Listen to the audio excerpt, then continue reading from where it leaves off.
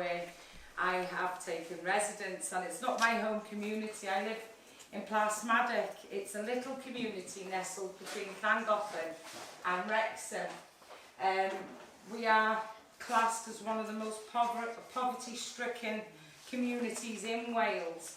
But what we lack in finances, we make up for in community spirit. Because one thing I found about Plas Madoc when I moved to the estate was we literally are all in the same boat and we're all paddling up the same creek. We've all got nothing, but what we do, we bring it together.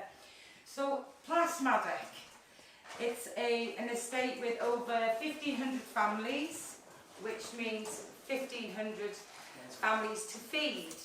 And basically, as you know, after COVID and with the cost of living and stuff, that families are choosing to feed their children and the parents are going without, or they're choosing to put the heating on and then they're going without.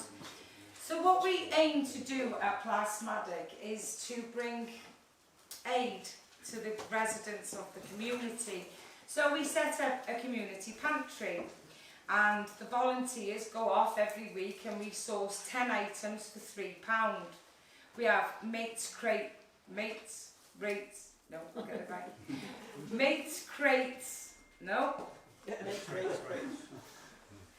at mates rates.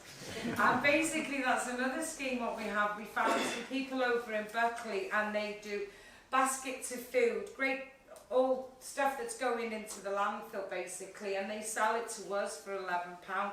Well, it can be a weekend's worth of food in there, and I'll tell you now, when you see them families turning up. We run a scheme last year, nutrition. That was on your list of one of the issues that we have. One of the things we found on the estate was there was no nutritional value in it and what any of the kids were eating. The kids were literally getting frozen food, the cheapest option, thrown into the oven, and that's what they was getting because it was the cheaper option. So what we decided to do was run a cheaper food scheme, and we taught them all how to cook in a slow cooker. So we taught them how to cook a meal for £4 for a family of 4 in a slow cooker. But we had to bring this education to the residents. You know, when you're talking to a 25-year-old woman who can only put fish fingers and chicken nuggets into the fridge, and you're looking at the kids thinking, what value of nutrition are you children getting? So we brought all these initiatives out. Now, one thing that I'm proud of Plas Madoc is the land scheme. The children have got nothing now, have they? There's no education for them, there's no clubs for them, there's no support for them. So the land is a project basically on a piece of derelict land, and it is a play scheme built by the kids for the kids. The kids get to use the power tools, the hammers, the screwdrivers, they get to use the saw. But it's teaching these children, and they're so rich in what they've got from the land. Just being able to go down there, get dirty, start a fire, get the screwdriver, get the saw. The kids have got a new lease of life. So what they're lacking in riches, they've got so much more going on. Now the land project, we just recently had a visit from 2 guys from Tokyo. And this place is genuinely just a mud field. It's been fenced off, and it's got forts, castles, you name it, ships. The kids have built it with their imagination. Another thing that we needed to teach the children was how to grow food.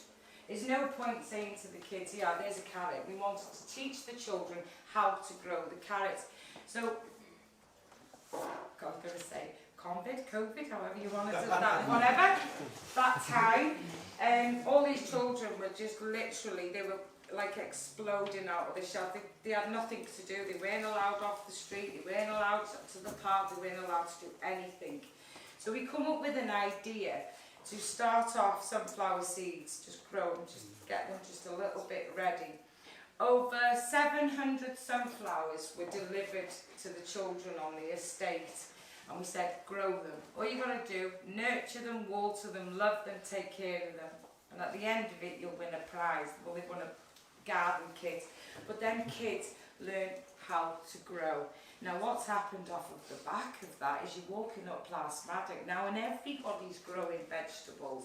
The roses, we've even commandeered every nook and cranny of the estate that the council didn't cut. If it wasn't cut by the council, it's now got gooseberries, blackberries, strawberries, raspberries, you name it, we're growing it. Lettuce, tomatoes, cabbages, rhubarb, pumpkins. And on every corner, on Plas Madoc, at the end of every road, we've got a communal garden. And what you was talking about, Boston, the garden centres in Boston, the kids have learned to take care of them areas. They've learned to nurture them areas. They've learned that come summer, come the end of summer, they're going to be able to go and pick them berries for themselves, the raspberries, all of them beautiful fruits are just growing at the top of this street.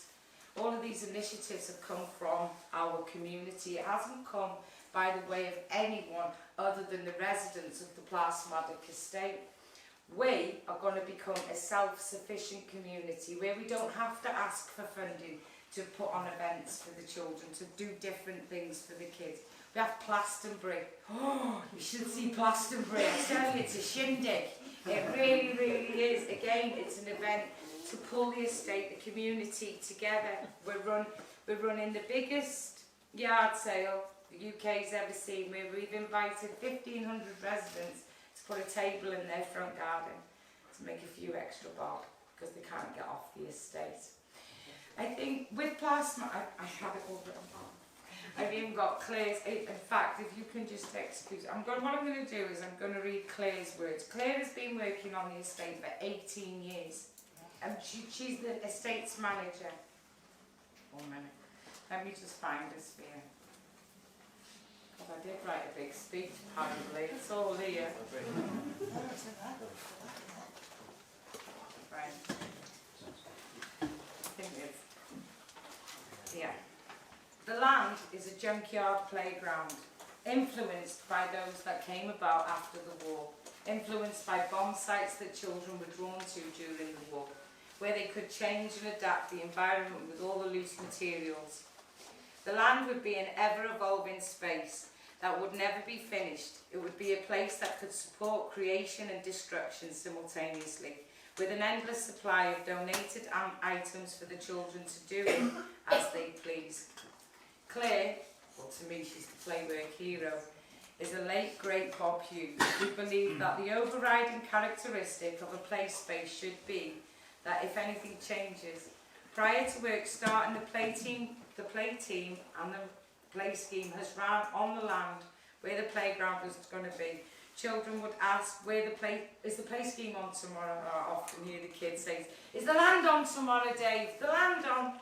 It's fantastic. I really, honestly, come to Plas Madoc for a visit. You will love the place. The land was named 11 years ago, and the land continues to thrive and has become a treasured part of the community.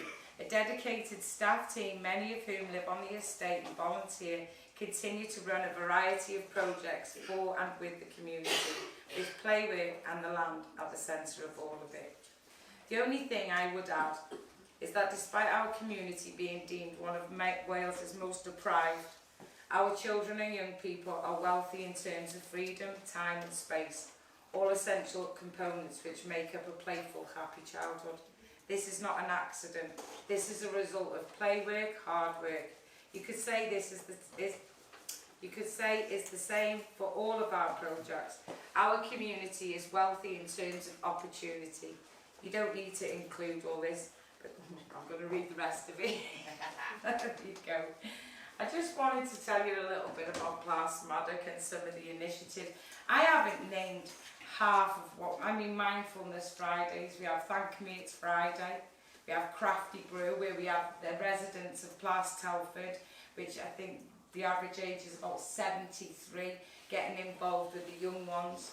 Also, you know, the garden schemes that we run, we've encouraged unemployed, ex-drug users, ex-gangsters, and you know, to see these young men up at the garden, watering the garden with a watering can instead of a beer can, to me, that makes it worthwhile, do you know what I mean? And I am so proud of the community I live in, and I hope some of the initiatives that we have running, you may be able to take out to your communities also. Thank you for taking me.